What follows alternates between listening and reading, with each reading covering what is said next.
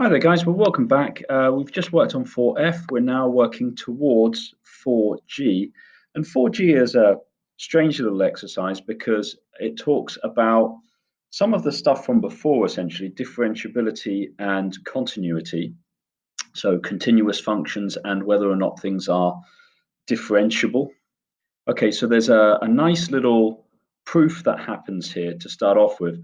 But then the rest of this exercise, once you've got past that, which seems to really be attached to the previous exercise, is about finding normals and tangents to curves. Now, normals to curves, if there's your curve here, this is your tangent. If you haven't heard of what a normal is at a particular point is at right angles to the gradient of the curve at that particular point. So it's the line which goes through the point and has a gradient which is at right angles to the tangent at that point. So this is the normal, and this would be the tangent.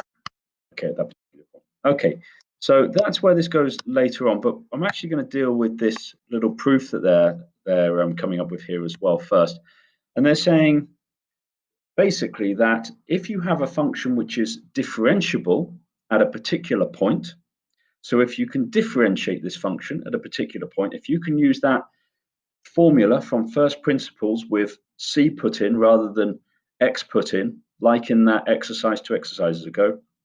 So if a function is differentiable at a point, then it is also continuous. And that's the thing that we're going to try and prove. Now, the opposite doesn't work. It's not necessarily true that if you have a continuous function, that the function is therefore differentiable at that particular point which you're choosing. Okay, now before I come on to the proof, let's just talk about what this means, okay? So let's kind of give an example. So let's do the opposite to start off with, in fact. So what I'm going to do is just take a modulus function here, and this is the classic counter example here, showing you that something which is continuous is not necessarily differentiable at a particular point. And we can do that by just taking this point here, and we can see that the function is continuous at that point. We know it's continuous because as we come in to this point here, I don't know, let's call this, let's call it C like we're talking about, okay? As you're coming into C from the negative side, you can see that the limit of the function is going to be 0. As you come in here, tending towards 0. And as you come in to C from the positive side, you can see that the limit of the function is going to be 0 again. So in other words, the limit as x tends to c will exist in this case, and in this case it's equal to 0 for this function here. Okay, so the limit exists, and that's one of our conditions for a function to be continuous at a particular point. The fact that the limit exists from both sides, but also that the limit equals to the answer to putting in c into the function. Oh, and by the way, that the function is defined for c. So it's the function is defined for c when you put it in, and you're also getting out the same limit as this limit here, and that turns out to be 0. Okay, so remember that is what we dealt with before. We've looked at the definition for continuous functions, and we'll talk about that a bit more in the proof, which we're going to do here as well. Okay, but basically you can see that this function is continuous at point C because there exists this the C which you can put into the function, which will give you an answer. There exists an answer to putting in C into the function, and that's the same as the limit as we tend to see from either direction when we're saying what's the limit of this function at C as well. So as long as those conditions exist, then we have a continuous function. Now, you can see here that this is not differentiable at this point here because you're not sure really. Has this got a gradient of 1? Has this got a gradient of -1? So I'm assuming here this is the graph of x, modulus of x minus 1. Okay, so this would be a gradient of -1. This would be a gradient of 1. And so you're thinking, well, just before it's -1, just afterwards it's +1, and at this particular point we don't really have enough information to say what's going on there. Now, if you want to find the derivative, well, you can do that from both sides. Essentially, you can use that formula, f of x plus h minus f of x over h. That's the forwards formula for finding differentiation or derivatives from first principles. And we're saying as h tends to 0 there. Okay, now we can do that using a point up here. So there's our extra amount of h here. But we should be able to do this likewise where h is negative, so where we've got a little bit before the function as well. So we should be able to say this from the other side. Now let's just see how they write that one down themselves, because they've got a way of writing this. Here we go. So there we go. They've actually used a very similar function. They've used a modulus function here. But the way that they've said it is, look, tend h to 0 from the positive side, which is what we're normally doing, and then tend, that should say, you see where they've got an x there, that should say h. Tend h to 0 from the negative side as well, and that's what I'm talking about here. So when, see the way they're writing here, so that's what we're normally thinking about doing. But then what happens when h is coming to 0 from the negative side? So instead putting a minus there. Or in other words, you can think of that as doing like this, f of x minus h minus f of x divided by minus h. You could think of it like that, and doing the limit as h tends to 0 there as well. So coming in from this side, from the negative side. Okay, so in other words, finding derivatives depends on 2 points which you bring close together. That's how we work out derivatives. So we can either take these 2 points, or we can take these 2 points, bring this one together, or bring this one together. And so one way when you do that is going to give you an answer of 1, and the other way when you do that gives you an answer of -1. Because they're not consistent, because when you put a minus in here, when you put a plus in here, you're going to get 2 different things. You're going to get -1 as your answer. Then the limit doesn't exist. Because for the limit to exist as h tends to 0, you should be able to do this from either side. And that's the definition of limits, of course. Okay, and that's what we're seeing here. That's what we said here. We're saying, well, definitely the function exists because we can come from x to c from either side, no problem. But can we come to the derivative from either side as we tend h to 0? No, you can't. Okay, so the derivative doesn't exist in this particular case at the bottom here for this point C. So what we're saying is a continuous function doesn't mean to say that we've got a differentiable function at a particular point. Okay, now let's just look at a continuous function, just think what we should have. So let's come up with a little curve, and here's our coordinate point that we're interested in. And again, let's just take a secant here, so a line which is crossing our curve, in fact, those 2 places, and then let's take another one here. Again, we're talking about bringing this point in and bringing this point in. And you can see that normally for differentiation, whether you bring in from the right-hand side or whether you bring in from the left-hand side, you're still going to end up tending towards the gradient of the tangent there. So with a continuous function, this should be the case. And the way in which they're showing that here is saying that, well, f dash of x is this limit from, that's what I was saying a moment ago, but this f dash of x should be the limit both from when h is tending to 0 from the positive side, when we're putting in f of x plus h minus f of x over h, and also from the negative side as well for the limit to exist. Okay. Okay. So there we go. That's the kind of idea. And we're saying in this case, if something is differentiable, then it's also true to say that it's continuous. And that's the point of the proof that we're coming up with next. So in other words, if it's true to say that we can find these derivatives by bringing these points in, well, then it's also true that it's continuous as well.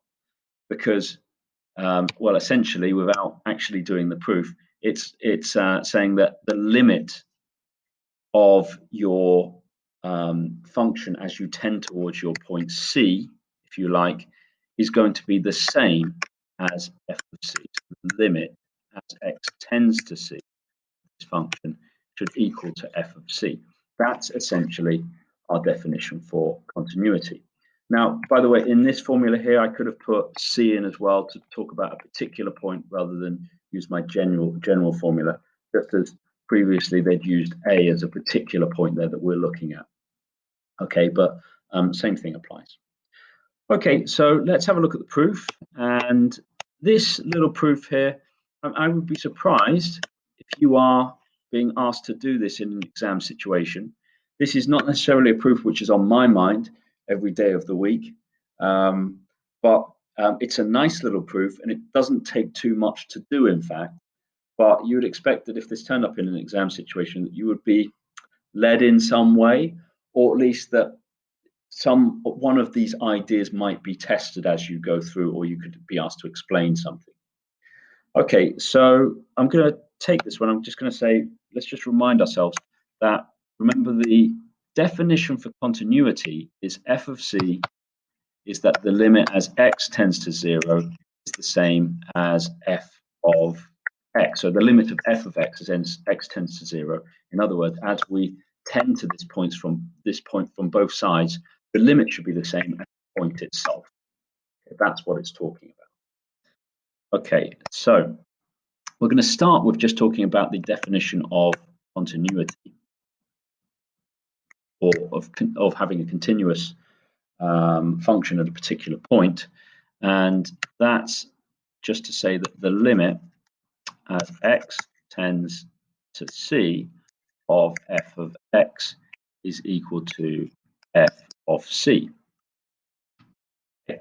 Now, this is going to be a strange little proof because I'm going to basically start with this, the thing that I'm trying to prove, and within the proof, I'm going to have to use the fact that this function is differentiable. And so I'm going to prove this, but given that the function is differentiable in the middle, okay? Now, if this is true, this is the same thing as saying, so that's the same as me saying, well, we've got the limit as x tends to c, f of x minus f of c there. And then all I've done is taken the f of c to the other side, and that's equal to 0. Okay, and I can take that over to the other side, and I can use my properties of limits there by combining those two limits.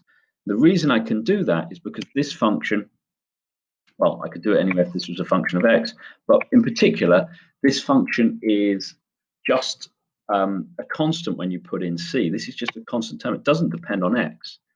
So frankly, it doesn't matter if we put it inside these limit brackets or not. This is still going to stay the same whether we take these brackets away or not.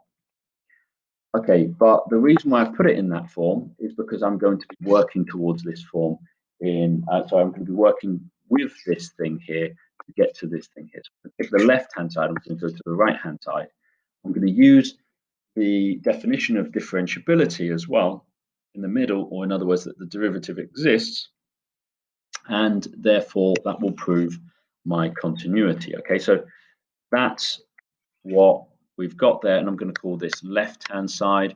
I'm going to call this right-hand side. So this is what we're trying to prove. Okay, that's not my proof. That's what we're trying to prove. Either this or this, and I'm going to do it through this. Okay, so we take the left-hand side here, and the left-hand side could be rewritten in another way, and this is where a little bit of creativity comes in. We can say that this is the limit of x take away c, and then we're going to put in here f of x minus f of c. But what I'm going to create underneath is x minus c. X minus c there. And I'm going to times this whole thing by x minus c as well. So there we go, we've got the limit of this thing here. That's just this left-hand side. So I'm just timesing the top and bottom by x minus c. And I'm not dividing by 0 there when I'm doing this, because we're tending x to c. We're not saying that x can be equal to c here. Okay, well, I can now split that up using my properties of limits. So I should say limit as x tends to c.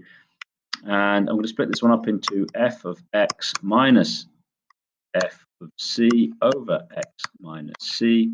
And then that's also going to be the limit as x tends to c of x minus c there.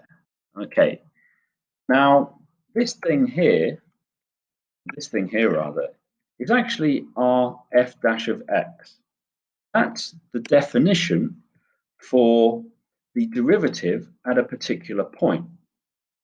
Now, maybe that's hard to see because it's not quite in the normal form. What we normally have is f of x plus h minus f of x divided by h. Okay, and what we're normally saying is that h tends to 0. But this definition here is essentially the same as this definition here as well.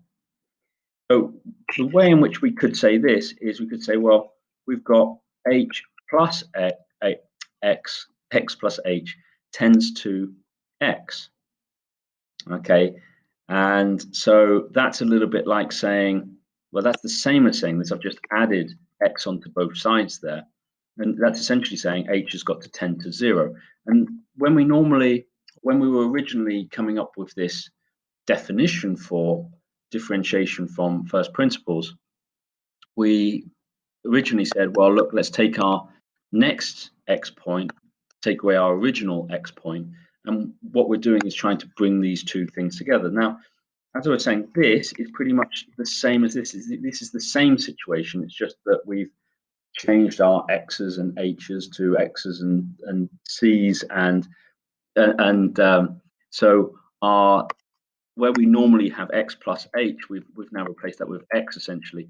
When we normally have x, we've replaced it with c.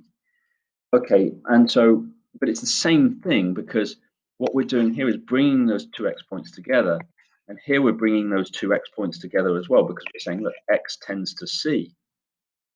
And likewise here, we're bringing the two heights together as well. And we're bringing them closer and closer together because x tends to c. That's exactly the same as what's going on here.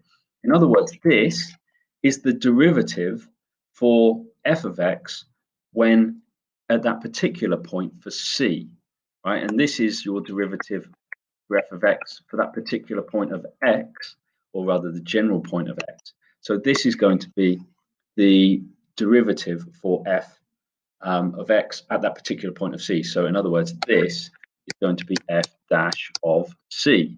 Same thing. Okay, let's see if we can take some of that back. Okay. Ooh, takes it all back. Sometimes it struggles to take loads back.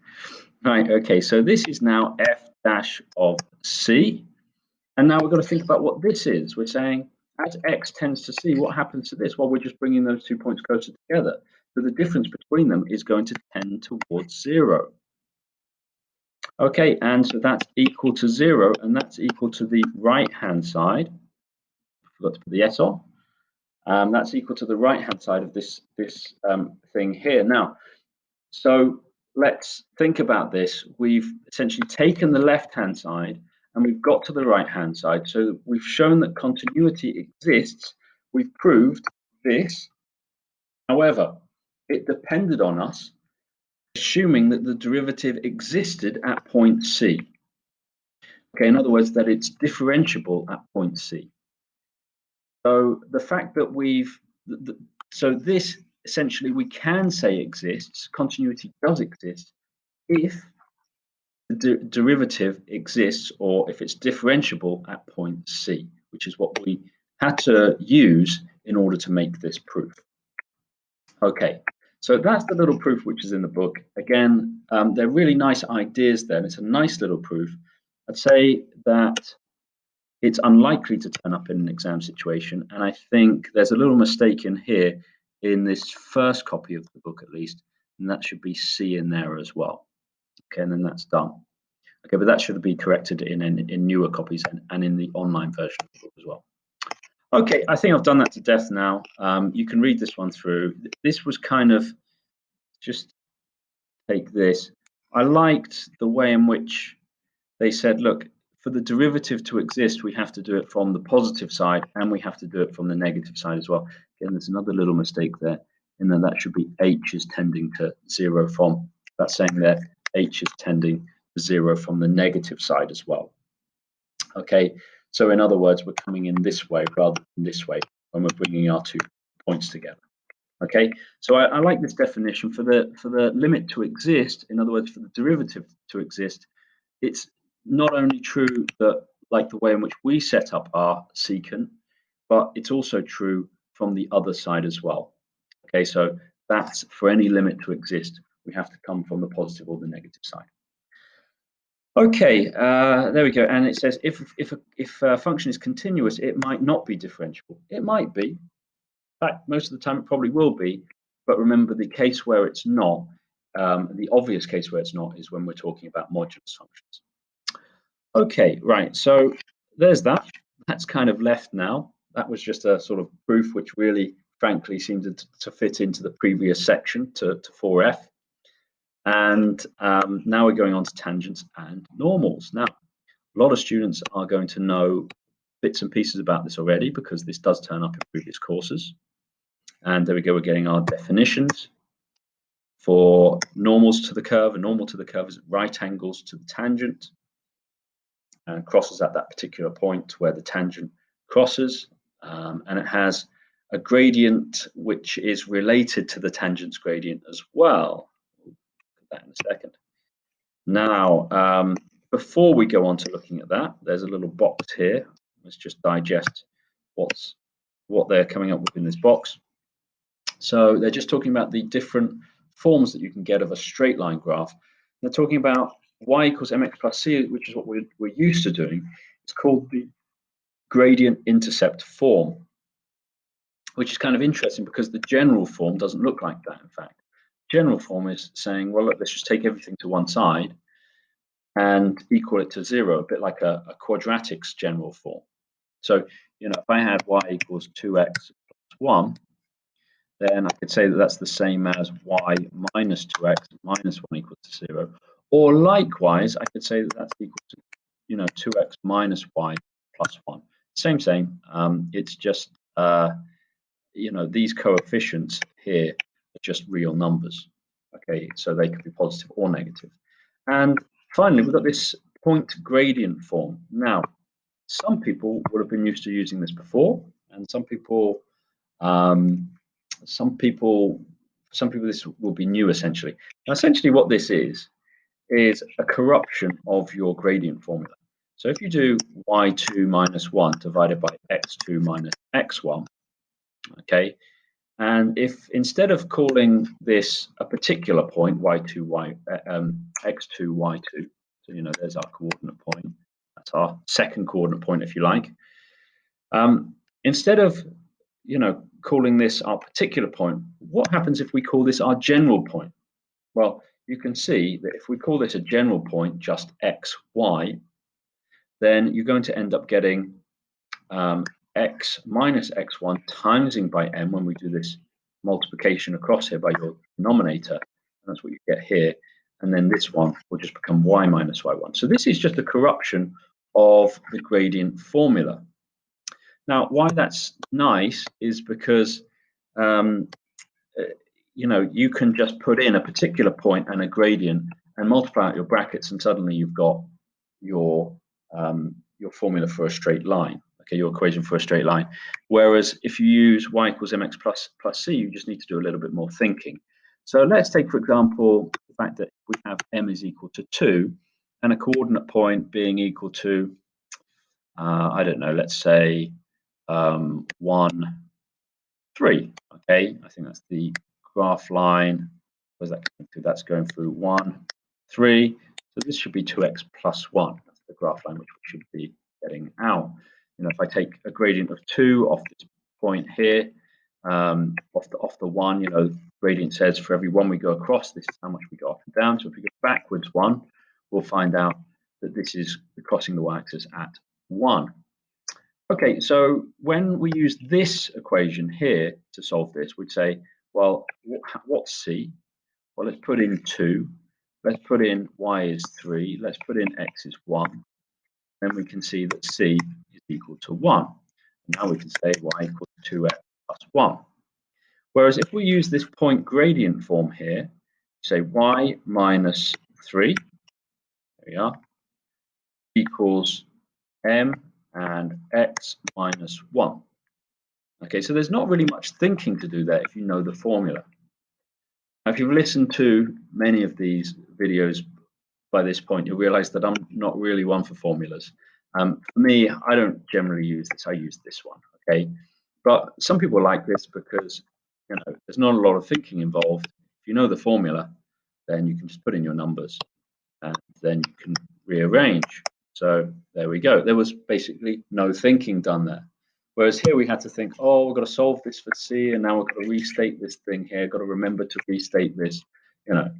So, okay, there's our three forms: gradient intercept form, general form, and point gradient form. Okay, in other words, you put a point in and you put a gradient in and it outputs the function. Okay, so there's that, and then you probably have done some sort of investigation previously to talk about perpendicular lines as well. So when you've got two lines which are perpendicular, and so now we're talking about essentially our gradient, our gradient of our tangent at a particular point, and we're talking about that in gradient of right angles there. So we've got M2 there, gradient of the normal at the particular point. Or in other words, these two lines are perpendicular at right angles to each other. Okay, so right angle there. So you've probably done some sort of investigation before, or you've worked with the rule to find out that M1, M2 is equal to -1. Or another way of writing it down is that the gradient of the normal will be the negative reciprocal of the other gradient. In other words, take M1 to this side and you'll get the gradient of the normal. Okay, now you can come up with, you know, a sort of semi-proof here, if you like. I'm sure this is going to be a full proof. And we can say, here we go. Let's just take our, let's say that here is our gradient of our line, or our gradient of our tangent is going to be this one here. That's M1. Let's just call this a height. Let's call this a height of A, and this is a distance across of B. And so your gradient for M1 is going to be equal to A over B. But then if you take a line which is at right angles to that, okay, so we want to work out this gradient, then that's going to be you rotating round, okay, this triangle here. I know it's not quite long enough, this triangle, but hopefully you get the idea. Rotating around a particular point by 90 degrees is going to mean now that your distance across becomes your height, okay, and now your height is actually a fall in this case, so this is now going in the opposite direction. And your distance across is A. So the gradient of M2 there in this right angle triangle, which we've rotated around by 90 degrees, is now going to be A across and B down, or minus B up, if you like. So there we go. We're getting, sorry, I'm doing that the wrong way around, is the change in height, which is minus B, divided by the change in the distance across, which is the gradient formula, of course. Now, you can see that when we times these two things together, M1, M2 now is equal to A over B times by minus B over A. This and this and this and this is going to cancel, all leaving ones.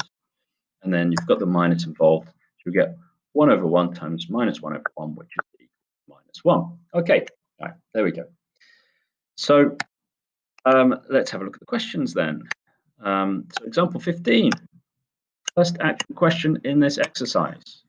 Example 15. It says, given f of x is equal to 2 minus 3x squared, find the gradient of the tangent to the curve at x is equal to 1. Okay, well, I'm tempted to use the rule, but the rule hasn't been shown in the book yet. And let me just check. Yeah, they're using the formula to find the gradient at that particular point, which is frustrating, to be honest, because the next exercise you'll get the rule. And a lot of you know the rule for differentiation already, but they really want you to practice still with differentiation from first principles. So we're going to do that then. So the gradient of the tangent of the curve when x is equal to 1 is the limit. We're going to find f dash of 1 as our limit of our function, and our function is going to be 1 plus h minus f1 divided by h, and we're tending our h to 0. Okay. Now f of 1 plus h, we're going to need to substitute that into here. So let's just try f of 1 plus h. Let's see what we're getting out. We're getting 2 minus 3 lots of 1 squared plus h squared plus 2h times by 1. Okay, and obviously we're going to simplify this. So we've got 2 take away 3, which is minus 1. And then we've got minus 3 lots of h squared. And we've got minus 3 lots of 2h as well. So we've got minus 6h. To be honest, I'd normally use another line of working out there, but I'm just struggling for space.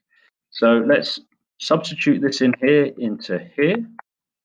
And what happens when we put 1 in as well? We need that too.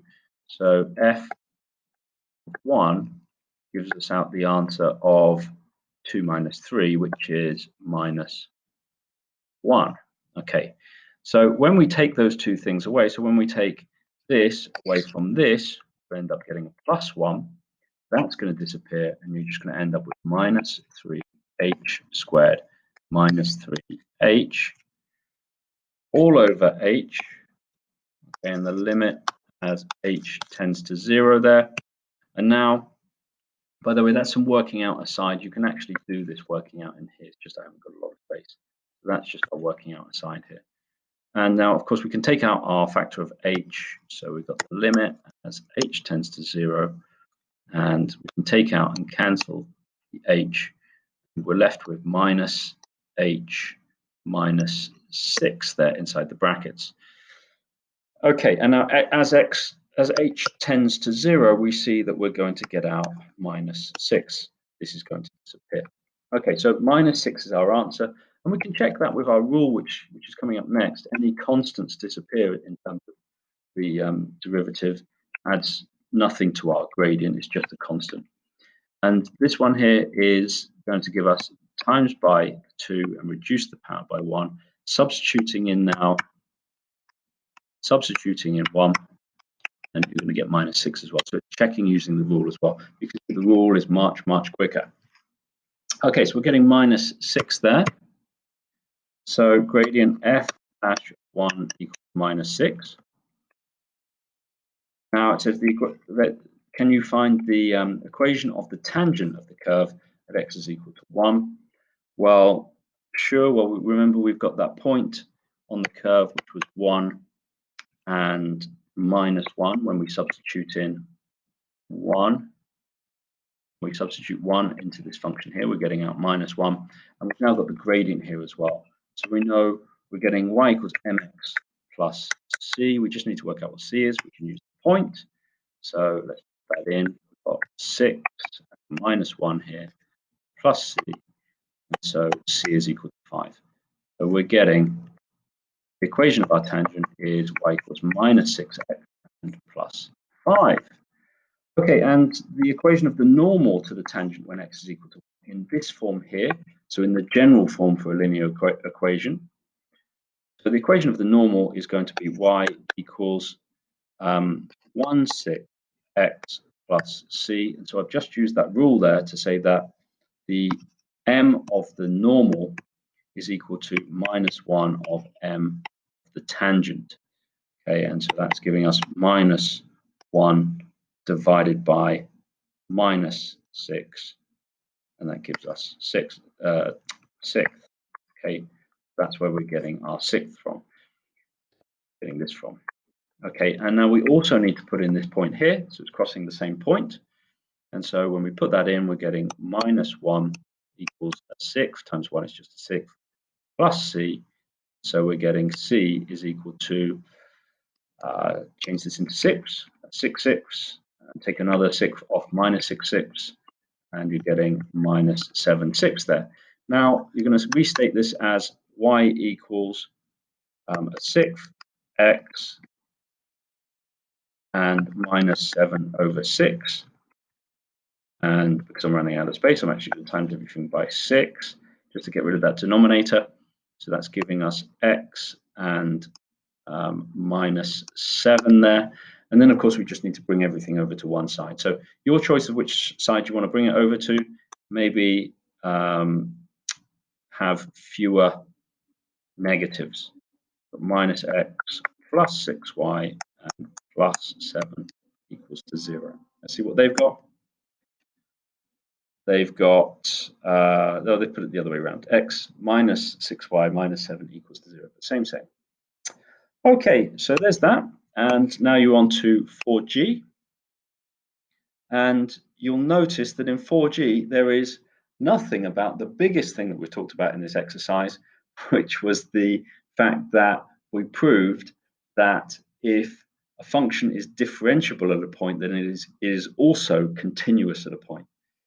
And conversely, if a function is continuous at a particular point, then that's doesn't necessarily mean to say that it's differentiable at a point. Okay, so that was the biggest thing, and that's what we spent a lot of time talking about. But frankly, that's not turning up in the questions here at all. Okay, well, have a go at those questions, and good luck with those, and hopefully I'll see you back next time.